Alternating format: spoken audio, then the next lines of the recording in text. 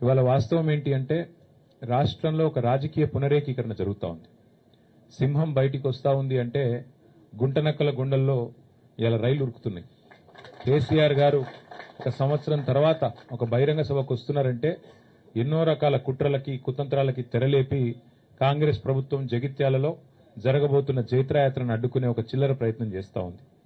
ముఖ్యమంత్రి గారు మంత్రులు ఎంత సిల్లీ పాలిటిక్స్ అంటే కేసీఆర్ గారు ఇక్కడికి వస్తున్నారంటే ముఖ్యమంత్రి గారు మేడిగడ్డకు పోతారట.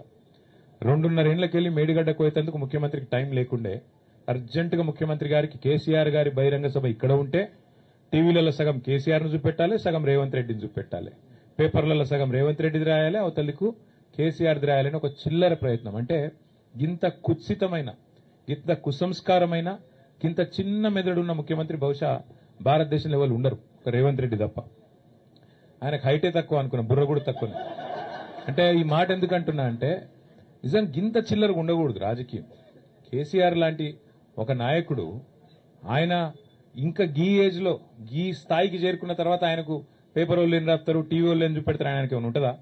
జగిత్యాలకు వచ్చుడు, జనాలను కలుసుడు, అందరి ముందు మాట్లాడుడు, లక్షలాది మందితో సంభాషించుడు కేసీఆర్ గారికి తెలిసిందే గది, ఆయన ప్రస్థానమే అది.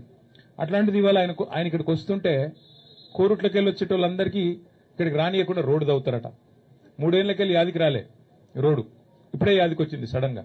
ఇంత చీప్ పాలిటిక్స్ ఇంత చిల్లర ప్రయత్నాలతో జగిత్యాలలో జన ప్రభంజనాన్ని అడ్డుకుంటామని రేవంత్ రెడ్డి గారు, అదేవిధంగా ఇక్కడున్న హైబ్రిడ్ ఎమ్మెల్యే, హైబ్రిడ్ కూడా కాదు, ఏం బ్రీడో ఇది, ఏ బ్రీడో ఆ బ్రీడ్ ఎమ్మెల్యే ఇక్కడ ఉన్నాయన ఏ పార్టీ ఆయనకే తెలియదు. బీఆర్ఎస్ అని ప్రెస్ మీట్ లో చెప్తాడు, కాంగ్రెస్ పార్టీ ఆఫీసులో కూర్చుంటాడు, కాంగ్రెస్ పార్టీ మంత్రి పక్కకు కూర్చుంటాడు. క్రాస్ బ్రీడ్ అనాలనా, హైబ్రిడ్ అనాలనా, ఏం బ్రీడ్ అనాలే, ఆయన ఏందో ఆయనే చెప్పుకోవాలి.